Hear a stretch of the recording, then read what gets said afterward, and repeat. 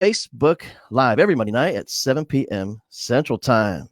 And I know this week, we kind of got off to a rough start last week because a couple of reasons. One, I just had dental surgery, so I was like babbling. I couldn't even feel my mouth.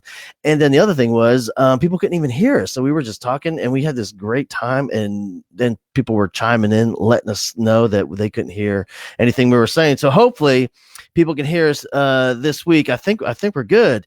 So we're gonna get this party started. And if you can't hear us, let us know, and then we'll restart and do it again. But let's get this going. Hey, Stacy, thank you so much. I appreciate that. It's official. Stacy says that we everyone can hear us. All right, so get this. So I'm pumped about this episode. So here we go. This is episode 8, and we have Rick Ramirez on. And I don't know if it's Rick or Ricky. We're gonna get to the bottom of the mystery.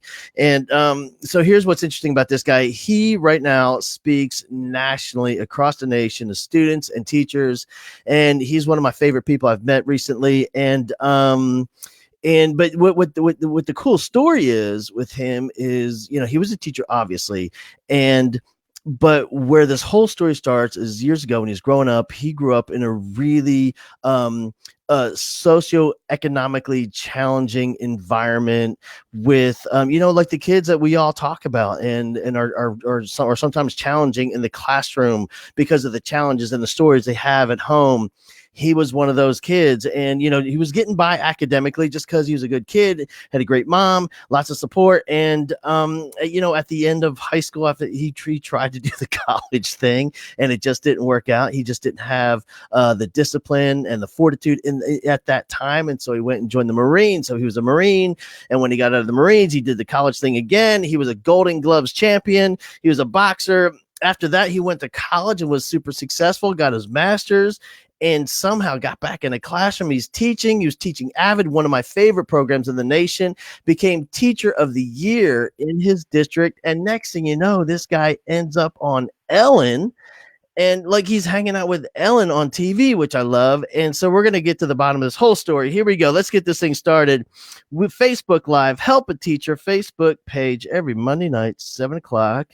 Welcome, brother. What's up, Rick? How are you, man? Hey, what's going on, Hal? Thanks for that introduction, man. Can you do that for me? It's all going on, man. Hey, listen, before we get started, a huge shout out to you and also someone special, because I know that you recently got engaged. And right there, somebody watching from Japan, and look, she calls me babe. I don't even know her. Is she calling me babe? Yeah, that's Candace, man. She's a gunny, and she's stationed in Japan, and she's just supportive, man. Anything I do with this, she's got my back. So, what's up, babe? How you doing? All the way from Japan. I wonder what. Hey, so you would know, Rick. What time is it approximately in Japan?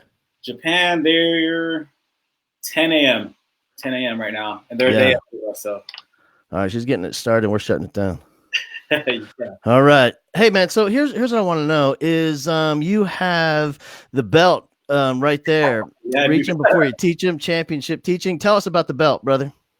So my whole theme is being a champion for your students, and any school I visit or any industry really that I go to, I take the belt with me, and I remind people to be a champion in your industry. But I do focus on talking to teachers and to students, administrators, school district personnel, whoever the case.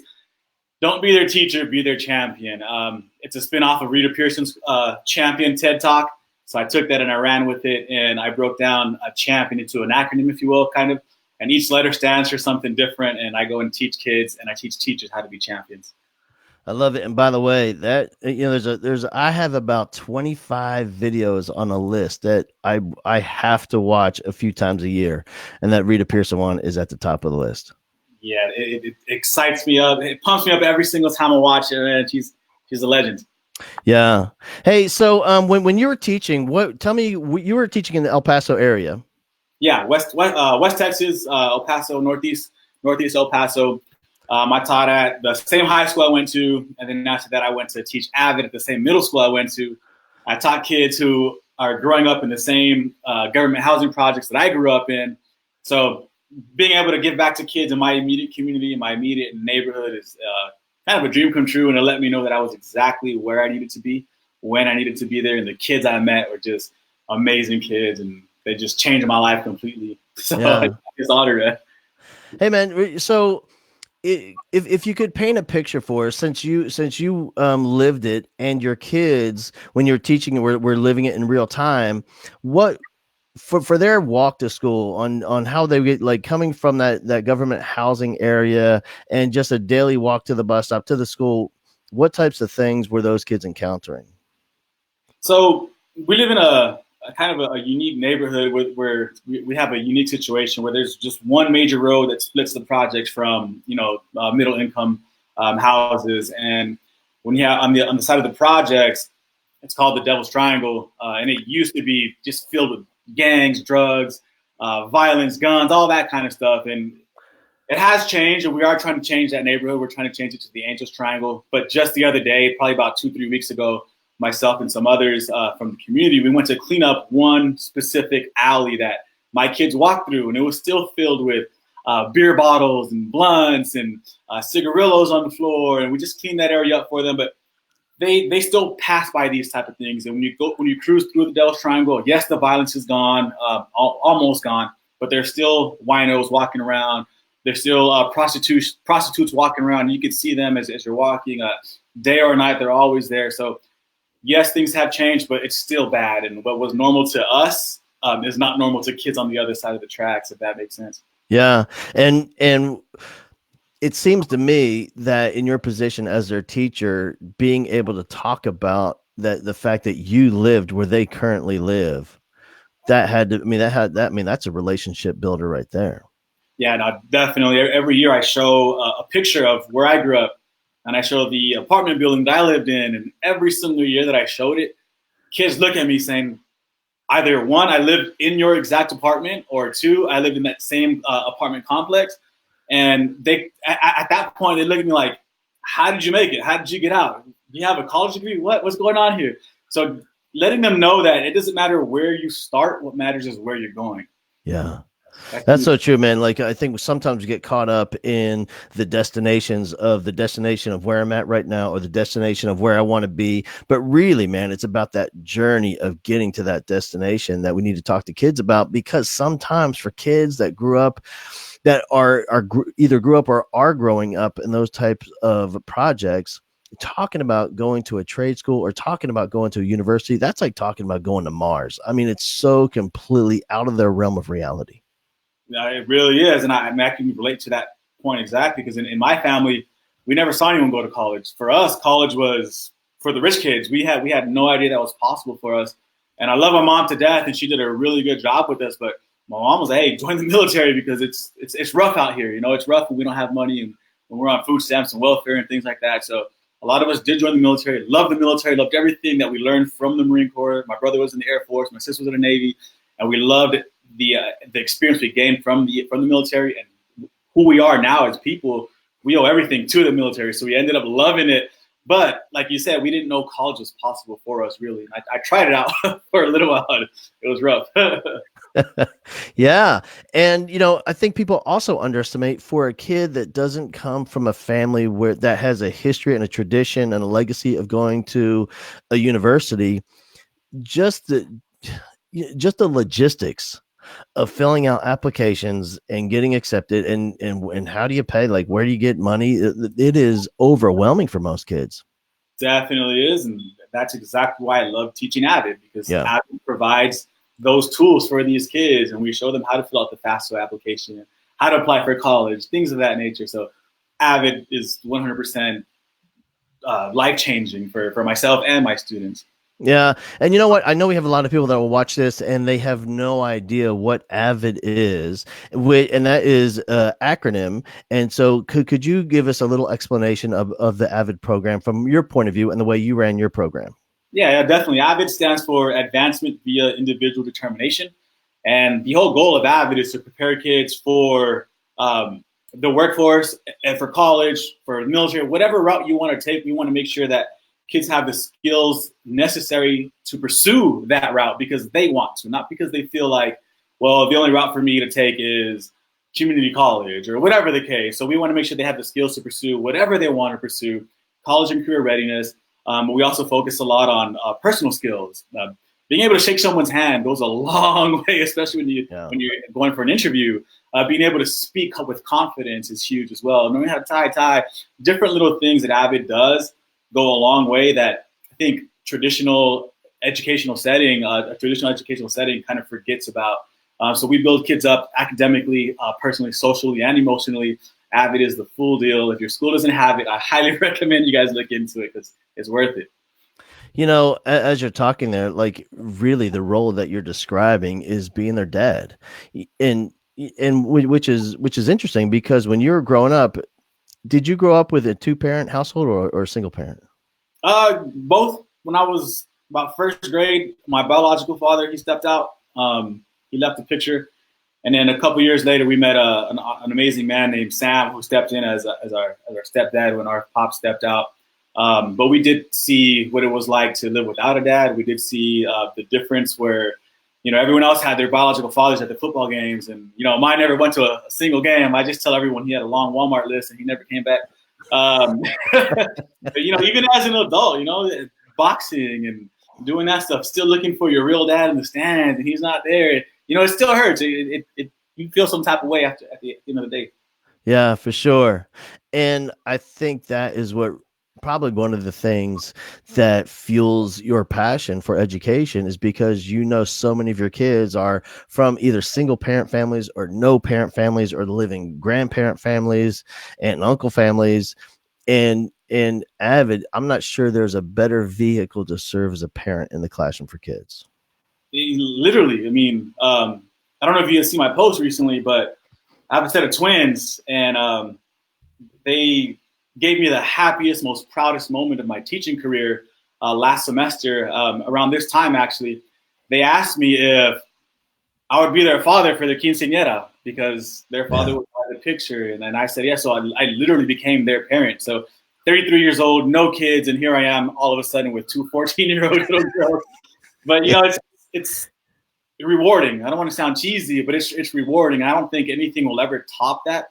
And the happiest moment of my teaching career has nothing to do with curriculum, has nothing to do with standards, has nothing to do with pedagogy. Just relationships. Relationships matter. Relationships don't just change lives; they save lives. So yeah, it's true. I've had some pretty cool moments in the classroom, but just like you, man, I'm not sure anything beats, a kid asking it to go to the father-daughter dance for drill team because her dad isn't in the picture. And the first person she thought of was you. That'll change your life as a teacher. Yeah, definitely make you cry a little bit too. Yeah, a lot of it, man. Hey, man, check out Julian. He says, huge inspiration to me.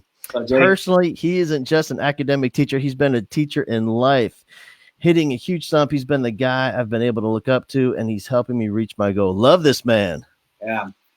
Julian, he's from California, man. He's a man child. He's 18 years old, but he's like twice my size. Phenomenal football player. Going to college. He's starting to read a book with me, Make Your Bed. I'm sure you've heard of it by the Navy SEAL. Yep. We're going to start that together and just continue growing and conquering goals together. So he's only 18, 19 years old, but here we are learning together, just on this path of growing and becoming better men at the end of the day together. 33, 19, but we can still do it together. So yeah. What's up, Jake? I love it. Hey, man, when my favorite part about my Avid experience and with those kids, I think really was, seeing a realization happen within them, like, oh my gosh, I am crazy talented and I'm super smart. And like maybe they'd never been told that, or they never had been given expectations where they could see that for themselves. But that, seeing their life shift, the trajectory of their life shift so dramatically upon that realization. It's incredible. It is, and it's literally a shift for the rest of their life, a shift in whatever path they were going to take. I had a little girl who said she was notorious for just hammering me every day, saying, I don't need to go to college because I'm going to be a YouTuber. I'm going to be this professional YouTuber and blogger or vlogger or whatever the case. And I took her on a field trip to the university in our town. that same day she went home and told her parents, I want to go to college. I see that there's people that look like me who are doing it. I want to do it. Now she wants to go to Harvard to become a lawyer. And I actually talk about her everywhere I go. I talk about her because there's nothing wrong with being a YouTuber if that's what you really want to do. But I think she chose that because she didn't think she was smart enough. Yeah. But then when she saw people who looked like her at the college, at the university, she said, wow, I can do this. And we gave her the skills. Well, we're helping her build those skills up. And she's still on that college journey right now. Yeah. I think, in so many of my other classes I taught, it was really about, trying to stuff some knowledge into the noggin and instill all this information in kids. But with the Avid thing for me was more so, it was like flipping on the light so they can see what's already within them. Flipping on the light for me as a teacher as well. I mean, had it not been for teaching Avid and everything that Avid teaches us, man, I don't know what kind of teacher I would have been. I would have definitely not been Teacher of the Year. I would have not met these amazing kids, but Avid, it just empowers everyone, not just the kids, but it empowers the teachers, it empowers the community, administrators, school district personnel. So Avid is just that complete vehicle to take everyone to the next level. Yeah. And also in that kid's social circles, because, I don't know about your kids, but my Avid kids in their social circles, it wasn't the kids in their classroom. It was a whole different kind of kid that they were hanging out with on a personal level rather than an academic level. And so when their friends in that circle they hang out with, when their buddies see, man, this kid's in AP English, man, if they think, well, man, if he can do it, maybe I can do it. Yeah, that's exactly what happened at our campus too, man. We didn't have too many AP offerings at our campus. But just seeing that, okay, well, Joe or John he went from this misbehaving kid who just caused havoc all day to this kid who's behaving because he has to do good for Avid, and now he's keeping track of his GPA on a 4.0 scale. I didn't know how to do that till I got to college, really. So he got little middle school kids who know how to calculate their GPA on a 4.0 scale. They're holding themselves accountable. They're holding their friends accountable. They're setting goals. They're setting high expectations for themselves. They're pushing themselves to the next level, which in turn pushes me to be a better teacher. And everything just comes full circle, and that's what I really love about what I do. Yeah. And you know what? I think, Cheryl's right. So like we're just talking about this one specific class, but honestly, once you teach Avid and now that you go, like you could recreate that same thing in any content area, in any subject matter, at any grade level, anywhere, any school. Definitely. I agree. It takes a village to create that culture. So the more teachers that buy into believing in kids, the more teachers that buy into creating that culture and sustaining that school culture, the more of an impact it's going to have on kids. Before you have kids who don't want to come to school, that's all culture. And now they're coming to school just for your class or just for social studies. And they're not going for that subject. They're going for that teacher, really. So it's all teachers who are creating the culture and sustaining the culture. Yeah. I did a video a while back and I was talking about in one of the high schools I taught in. It was really interesting where we would all the kids would leave after school, and for those kids that were our most challenging behavior, I mean, we're talking like really challenging, like hardcore gangsters. And these same kids, I mean, they would be roaming around the hallways during class. You couldn't get them into class. You're right, just causing havoc everywhere for everybody. But here's the deal. The bell would ring. Everybody's on the buses out the door. But you know who's sitting in the commons right there in the cafeteria playing dominoes for hours? It's those same kids. Yeah. And the reason, like, if you think about that, this really is where their family, this is their family. They don't have anything outside of school. This is where it happens. And for me, for any school where I have seen incredible success, it's those schools that have figured out how to create that family for those kids. Yeah, and it goes along with what I always preach is you have to reach them before you teach them. And once you reach them, they'll do anything for you. What took me away from the high school that I was working at to go to the middle school was I did my administrative internship at the middle school. And the principal said, I need you to run this program called Avid. I read it. I loved it. She said, by the way, I'm going to give you our top 5 discipline issue kids. As soon as she said that, I transferred that day. I transferred over. And when I met these 5 kids, man, I'm talking pants below the knees, sagging that low, and parents were there already. Just it was, for me, it was a challenge. Those are the kids who I like to reach because I grew up with those kids. I wasn't a gangbanger or a thug, but I grew up with kids who were tough. And I know that everyone can be reached. It's just, as a teacher, willing to reach that kid. For sure. Yeah. Hey, so I'm curious, for since you have a different route to the classroom than most teachers have had, what was it for you? When was the moment where you thought, you know what, man, I'm going to be a teacher? It was when I was still in the Marine Corps. I was probably in my last 6 months. I had to make a decision. What was I going to stay in the Marine Corps or was I going to get out? And like I told you before, I loved everything about the Marine Corps, man, and I still do. I'm proud to be a Marine to this day. But then I thought to myself, why am I here right now? Why did I make it to even join the military? And it was because of teachers. It was because of teachers who didn't give up on me. It was my champions, and that's where that came from. But I had several teachers who insisted that I work in the classroom just as hard as I did on the football field, and I'd be okay. And they were right. Or I had teachers who looked past my discipline issues. Miss Wiggs, Miss Susan Wiggs, I still talk to her to this day. She's one of my favorite champions. She had asked me to get to class one day, and I was trying to be cool for my boys. And instead of getting to class or ignoring her, I cussed at her. And to my surprise, she pulls me into her classroom. She gives me the hug. She hugs me and she says, Rick, I know you're having a bad day. I know this isn't you. And I know that deep down you're a good kid. That changed my whole freaking life. And after that, whenever I have these kids who have bad days, I understand that they're human too, just like I am. Yeah.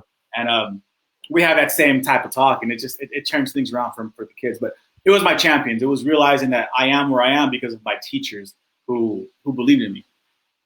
Yeah, there she is. Like, she's one of those rock star educators that truly get it, like on a deep level. Where the bigger the behavior problem, the bigger the story that is underlying that. And she knew immediately.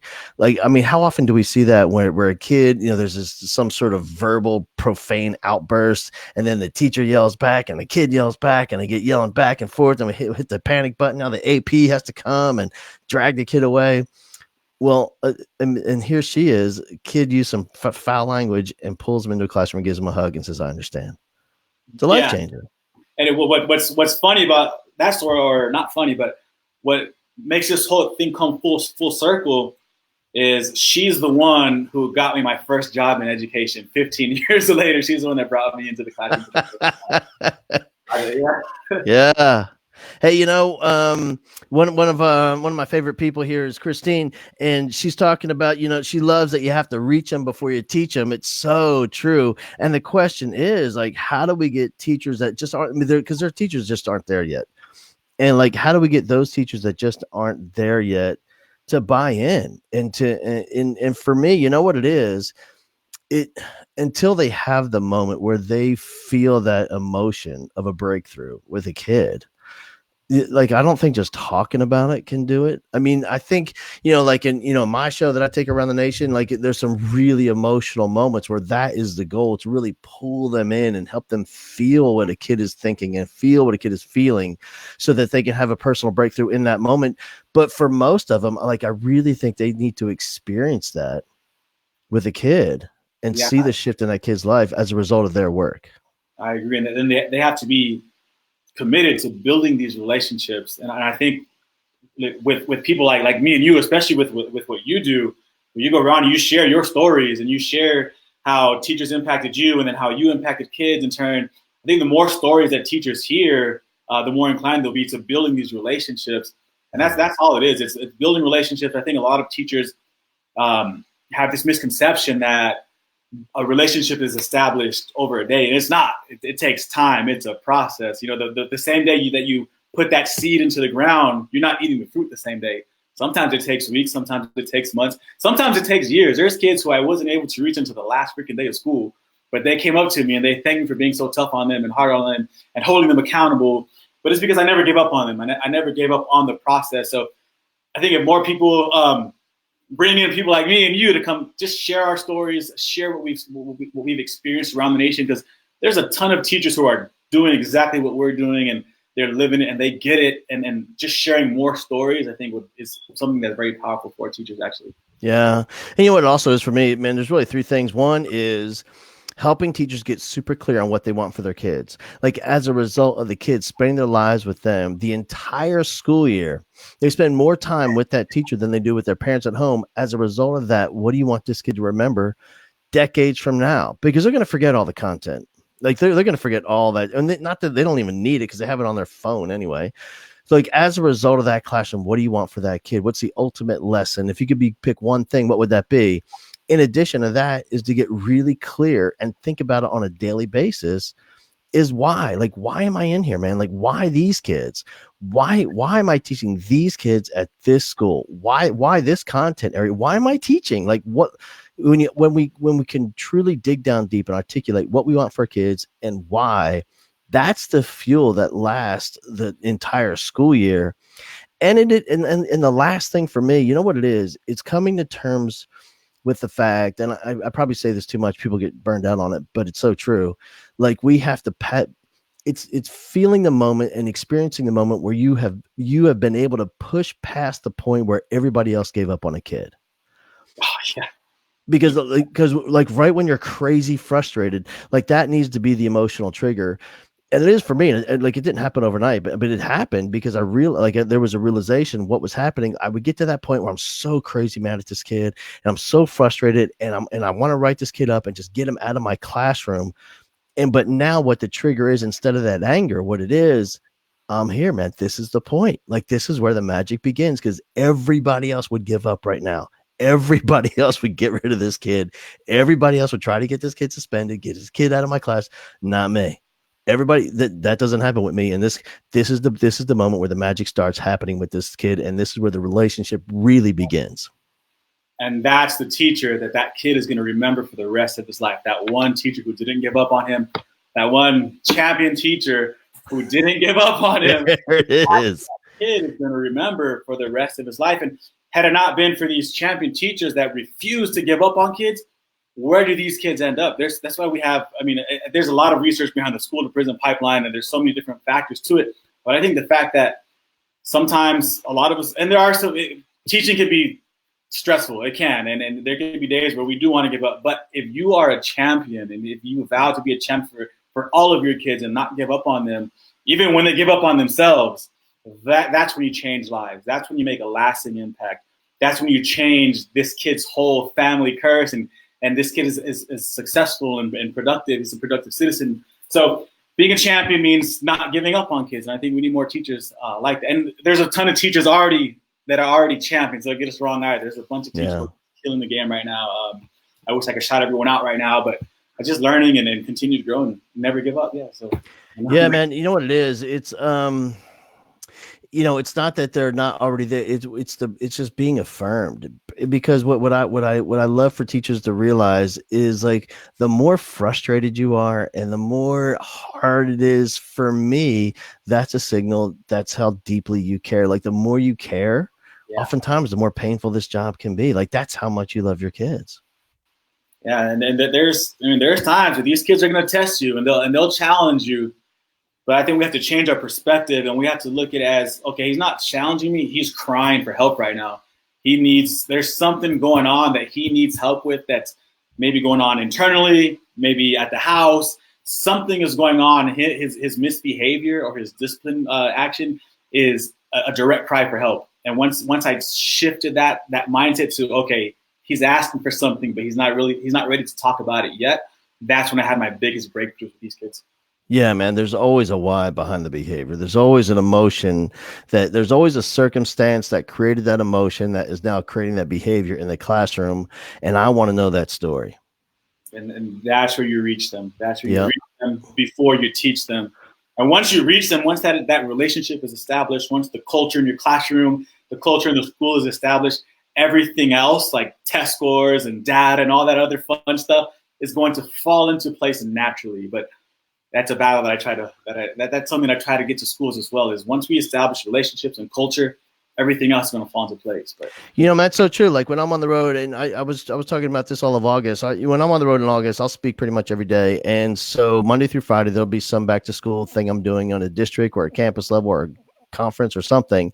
And and I'm in these incredible places. And here's the difference between those high performing, incredible districts and the ones that really struggle, is when I'm at those high performing, crazy, incredible districts, and the superintendent gets up and they do this opening remarks at the convocation, not once do they ever talk about star tests, standardized scores. I mean, they never talk about the data ever. When I'm in those really, really super low performing and challenging places, the superintendent gets up. That's all they talk about. And like, and they'll call them out. Like, I'm telling you, brother, I'm not going to tell you where, but this pass. All right. Fourth grade math is really low. All those teachers like, oh my God. Oh man. But I'll talk to the central office administrators about that, and what they say is, well, those schools, they're high performing. They don't need to talk about the data. They don't need it to, because I said, no, man, you got it backwards. The reason they perform is because they don't talk. They don't worry. They're worrying about the relationship. They're worrying about the family on that campus in that school district first. And you're right. Everything else falls into place. And here's why: when we focus on the data, and that is when this job becomes a grind. And the grind is called the grind because that's what it does. It will grind you down every time. And teachers aren't there for that reason. The reason teachers are in the classroom is because they want to be the one that changes the life of a kid forever. And that's the passion. And when we focus on that and the passion of a teacher, that's the fuel that lasts forever. And everything else, like you said, just falls into place, man. Yeah, everywhere I go, wherever I speak, I love to interview principals, superintendents, and teachers. And not once have I ever heard an educator say, I got into education to raise test scores. Not one person has ever answered that. And I think the way I started to look at education is, test scores. Education is a tree, right? We have a tree here, and the fruit is the test scores and the data and all that other fun stuff. If we just focus on the fruit and we forget about the root, we're never going to produce. So if you want to produce good fruit, focus on the root, and the root is relationships. The root is social emotional. All that stuff is, and it's research based, by the way. I mean, a lot of people think, well, the relationships, the fuzzy stuff is just kind of fluffer, and no, it's research based. When you focus on that root first, you'll produce the fruit. Yeah, every time. Hey, check it out, man. Amanda says, I teach children from low-income families, and I personally wouldn't want to go anywhere else. I make a difference with those kids, and they look forward to school every day. They know they will come to school and get love and attention and be able to be themselves. Like, man, Amanda sounds like a champion teacher. She's rock star champion teacher for sure. Man, and that's the thing, everybody asks like they want these amazing stories from me traveling around the nation and just like you, man, and work with schools but like for me, the best part are the little stories, like finding some teacher in some school, like Amanda, Miss Chester, just doing her thing, and her just doing her thing happens to be changing the life and the legacy of kids and the families that they will create forever. And if kids like you, and if they like your class, they're going to learn. They're going to come to class. I've taught kids who are on the college schedule already. Monday, Wednesday, sometimes Friday. But if they like you and they like your class and they like how you teach, they're going to come and they're going to learn. Yeah. When I was in 8th grade, I hated math. I still hate math to this day, actually. But Mr. O'Malley, the way he taught and the way he treated us with respect and compassion and kindness made us all want to come to class and learn math. And that was the first time that I ever loved math.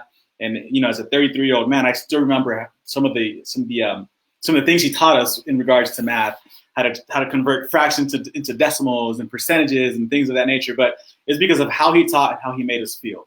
So I would say it's important to know what you teach, but it's just as important to know who you teach and how to reach them. Yeah, man. I was when I was still teaching, we had a gentleman come to the profession late in life. I want to say he was in his mid-50s, and he showed up in the classroom, and I think his idea was he was just going to teach like his teachers taught him, 40 years ago. And so he happened to be the next door to me.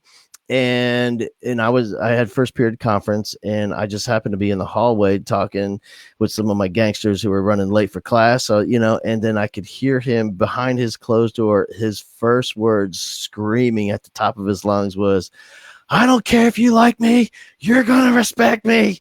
I was thinking, bro, good luck, brother. We're going to see how that works out for you. You got to give respect to get it. And that's my thing. I always took off that teacher badge and, hey, I'm a human first, just like you. If I want you to respect me, I'm going to respect you. The way I treat you is how I want you to treat me. So that that's what I tell you. Take off that badge, be a human, humble yourself, and just golden rule. It doesn't matter what the age is; it's the golden rule. And Yeah. people that the kids have changed and the generation has changed, and that might be true. But also, we as adults sometimes come into education with this sense of entitlement, where this kid has to respect us right away. When he gets to our door, the first thing we're doing is yelling at him for his homework, and that kid's gonna shut down immediately. Yeah. Every time. And and we say, well, it worked when I was well, I'm not sure it worked. Like I think back that you weren't alive, but I was, man, like back there in the 70s and the 80s, like I think maybe we tolerated it, but I don't think it worked though. It wasn't effective.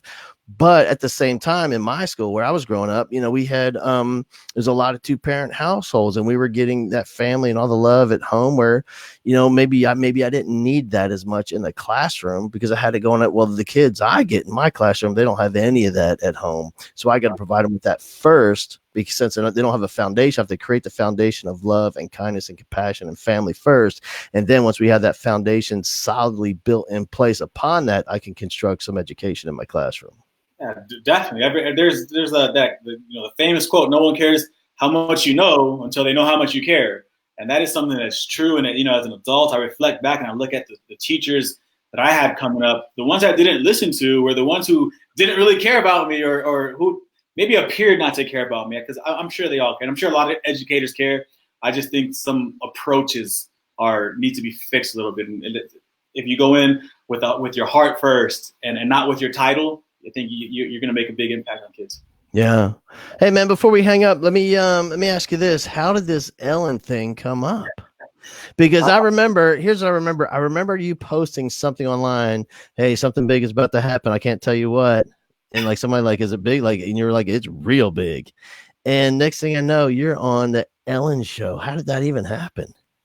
Oh man. Yeah. I think I met you before I went. Yeah. I met you before I went to Ellen. So I gave a speech for a school district in El Paso that was called "Why I Teach," and it was designed to motivate teachers to think about the reasons why they got into education beyond test scores and beyond data. The speech, we put it out on Facebook, and it went semi-viral and went maybe 30, 40,000 views. But one of those viewers was Team Ellen, and they loved everything that was inside the speech, talking about relationships, social, emotional.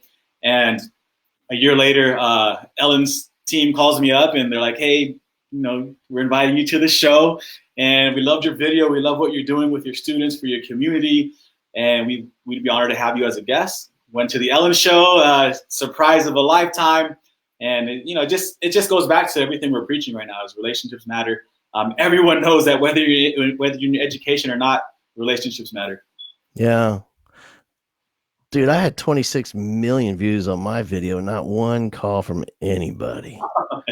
Well, it was people like you as well who I see out there just killing it, spreading these positive messages. And sometimes we just need to hear it from someone outside of our four walls to make it click. And you're one of those people I saw was just, you teach like a rock star. Like, wow, I want to do that one day. Not be on your level or compete with you, but just impact people outside of my four walls. So you actually had a lot to do with me getting to Ellen as well. The whole teach like a rock star. I asked someone, what does it mean to teach like a rock star? And they said, well, it's like the teacher is maybe the musician or one of the band members, and the students, they finish the whole band, and especially the drums, because they're right. A little crazy sometimes. So everyone working together is what teaching like a rock star is. And it's stuff like that, which kind of motivated me and inspired me to continue spreading these positive messages and eventually make it to Ellen. Like, what the hell was I doing on Ellen? Yeah, man. That's funny bringing it up, because there's always been a lot of just a misinterpretation of the whole teaching a rock star thing. But that's exactly, it is what you said. Like people, when this first came about 10 years ago, I first created this, people were thinking, well, was it like, you want to be some rock? And I had the big hair and all that was going on. And like, you're the rock star in front of kids. No, man, it wasn't like the kids were the audience. Like the kid, like we're all in this performance together, and we want to create this event that's happening in the classroom that we can all be a part of for the rest of our lives. But who gets it, man? Check out Cheryl. Like and she, what I love is she says, my kids is how I treat them. They're all my kids. And how often do we hear teachers talk about my kids, and they say my kids? But that's a great question. Are you really treating them like they're your kids? I love that. and are you teaching like they're your kids? Yeah, exactly. And that Hey, can go either way, but yeah. You don't want me treating your kid like the way I treat my kids. Trust me, man. I'm probably nicer to your kids. Yeah. Yeah.